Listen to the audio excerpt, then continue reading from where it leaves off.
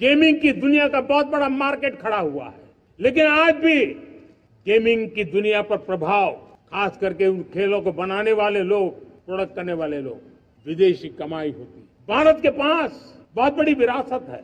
हम गेमिंग की दुनिया में बहुत नई टैलेंट को लेकर के आ सकते हैं। विश्व के हर बच्चे को हमारे देश के बनी हुई गेमिंग की ओर आकर्षित कर सकते हैं। मैं चाहता हूं कि भारत के बच्चे, भारत के नौजवान, भारत के आईटी प्रोफेशनल्स, भारत के एआई के प्रोफेशनल्स, वे गेमिंग की दुनिया को लीड करें। खेलने में नहीं, गेमिंग की दुनिया में हमारे प्रोडक्ट पूरे विश्व में पहुंचने चाहिए और पूरी दुनिया में हमारे एनिमेटर्स काम कर सकते हैं। एनिमेशन की दुनिया में हम अपनी दाग जमा सकते हैं। हम उस दिशा में काम करें। पाशा, तू ऑडियंस से कम कनेक्ट करता है, तेरा बैन कब खत्म होगा ई स्पोर्ट्स का? मेरा बैन मतलब खेलना कब अलाउड होगा वापस? ओके सुनो चैट, मतलब एक्चुअली ऐसा सीन हुआ है कि आप पूछ रहे हो बीएमपीएस का सीन। ऐसा हुआ कि ये जो भी कंट्रोवर्सी हुई थी, तो मैं आपको कहा चैट कि मुझे उस वजह से बहुत सारी चीजों का बैकलैशेस हुआ, बहुत सारी चीजें हुई है, तो वो मैं अभी नहीं कह सकता आपको। आई डोंट नो मैं बीएमपीएस खेल सकता हूँ कि नहीं, and that was the reason that I couldn't make it to the LAN. मैं लैन नहीं जा पाया यही चीजों की वजह से। But no, just a bad time. चीजें ठीक हो जाएगी विद टाइम ना। ऐसा तो नहीं है कि ये जिंदगी भर रहेगा। जब लोगों को एक्चुअली एक टाइम बाद दिख जाएगा कि मेरे अंदर चेंजेस दिख जाएंगे कि वैसा नहीं हूँ, अलग ब्ले में इन्फ्लुएंस कर रहा हूँ, तब लोग अपने आप समझ जाएंगे। बस मुझे मेरा अब एक अलग वो बना के रखना है, समझ रहे हो, कि फालतूगिरी में नहीं पड़ता। देखो मैं अभी जब से चीजें हुई 1 महीना हो गया है मेरे को अब स्ट्रीम करे हुए। मैंने 10 तारीख को स्ट्रीम स्टार्ट किया था। मतलब देखो वो सीन के बाद ऐसा हो गया कि मतलब वो काइंड ऑफ ऐसा ही हो गया था कि लोगों ने मेरे को कम्युनिटी से वो कर दिया था, क्या बोलते कि मेरे को ब्लैक लिस्टेड ही कर दिया था कि भाई ये बंदे से दूर रहो, ये बंदे से वो, मतलब बहुत बैकलैशेस हुए कि ब्रांड्स नहीं आए। फिर उसके बाद ऑर्ग का सीन हो गया। फिर ये टाइप है, मैं कोई ऑर्ग में जाऊंगा वो मुझे लेगी भी नहीं क्योंकि मैं कंट्रोवर्सी हुआ है। फिर मुझे लाइन पे आने से, मतलब लाइन पे नहीं जा सका मैं। फिर उसके बाद पीएमपीएस के भी इश्यूज है। मतलब ऐसा ही कि हर चीज गलत ही चल रहा है। बट तो भी देखो मैं यही सोचता हूँ कि भाई बदलना है तो बदलना है, अपना काम करते रहो और विद टाइम चीजें ठीक हो जाएगी। ये मत सोचो कि अल्टीमेट गोल क्या है, बस काम करते रहूंगा, चीजें अपने आप ठीक हो जाएगी।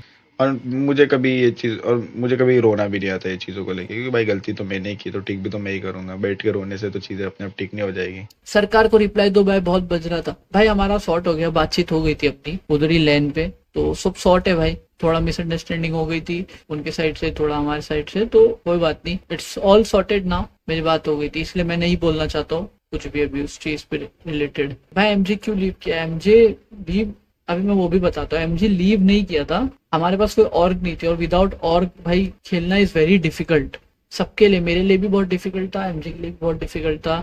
2 प्लेयर नवे थे, उनके लिए तो इतना कुछ इशू नहीं था क्योंकि वो नवे थे। हम लोग तो बहुत टाइम से, तो हमारे लिए बहुत डिफिकल्ट था। तो मैंने डिसाइड किया था कि मैं एक ब्रेक लूंगा। मैं बता रहा हूँ अभी आपको, सब अच्छे से बता दो। मैं डिसाइड किया था कि एक ब्रेक लूंगा बीजीएमएस का और थोड़े दिन गाँव जाऊंगा, क्योंकि मैं 6 साल से एक भी ब्रेक नहीं लिया था कभी। एक गेम के ऊपर, एक टूर्नामेंट के ऊपर एक टूर्नामेंट खेले जा रहा हूँ, ये सोच के कि भाई टूर्नामेंट मिस ना हो। और ये बार पहले मैं खेलने वाला था बीजीएमएस, फिर हमारा स्लॉट का कोई कंफर्मेशन नहीं था, ठीक है। तो मैंने बोला कि अगर स्लॉट का भी कंफर्मेशन नहीं है, इसलिए मैं ये वाला ब्रेक ले लेता हूँ। और मैं बोला ऐश तू तब तक खेल ले। ऐश बोला कि मैं भी खेल रहा हूँ, तो मैं, मतलब हमारी बात हुई ऐश से, तो ऐश को मैं बोला कि तू तब तक, तुम चारों खेलो, मेरा कोई कंफर्मेशन नहीं है मैं खेलूं ना खेलूं, क्योंकि स्लॉट का भी कुछ पता नहीं था और मेरे को भी ब्रेक चाहिए था। तो ऐश लोग खेले और हमारे को स्लॉट आ गया था एंड मोमेंट पे, ठीक है। और उस समय मेरा स्लॉट का कुछ कंफर्मेशन नहीं था, तो मैं सीजी में हेल्प कर रहा था उन लोग की तब तक।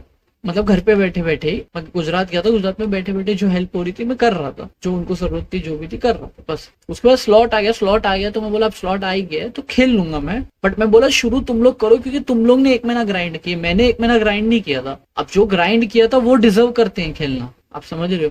इसलिए मैं पूरा इवेंट नहीं खेला। वो 4 जितने भी मैच खेलने हैं वो सिर्फ तुम्हारे लिए खेलने आया। ना मैंने ट्रेनिंग की थी, ना मैंने टीम के साथ ग्राइंड किया था। और मैंने इनको ये बोला था कि अगर स्लॉट नहीं आता तो वो तो क्वालिफायर खेलते ही, तो मैं तो खेलता नहीं, वही खेलते, वहां से क्वालिफाई करके आते हैं। स्लॉट आया तो उन लोग को खेलना डिजर्विंग था, उन लोग ने खेला, ट्राई किया, नहीं हुआ, कोई बात नहीं। जैसे ही उनका नहीं हुआ तो हम बाहर हो गए। फिर सीजी हो गई थी तो मैं सीजी को हेल्प करने लग गया, क्योंकि हम नहीं हुए थे।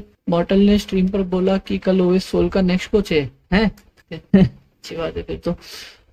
तो ऐसा सीन था वो। तो यार गाइस इन लोग ने अपना बेस्ट दिया, बहुत अच्छा खेले, बहुत अच्छा लगा इन लोग के साथ खेल के। चारों ही बहुत अच्छे प्लेयर है।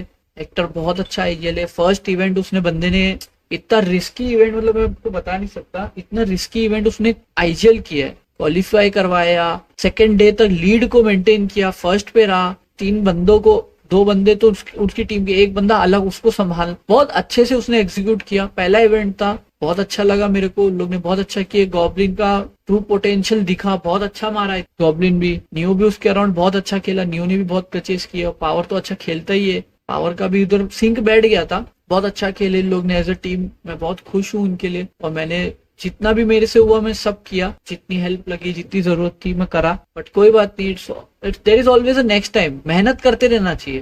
देखो तुम टूर्नामेंट से हार गए इसका ये मतलब नहीं तुम हार गए। हार तुम तब जाते हो जब तुम गिव अप कर देते हो।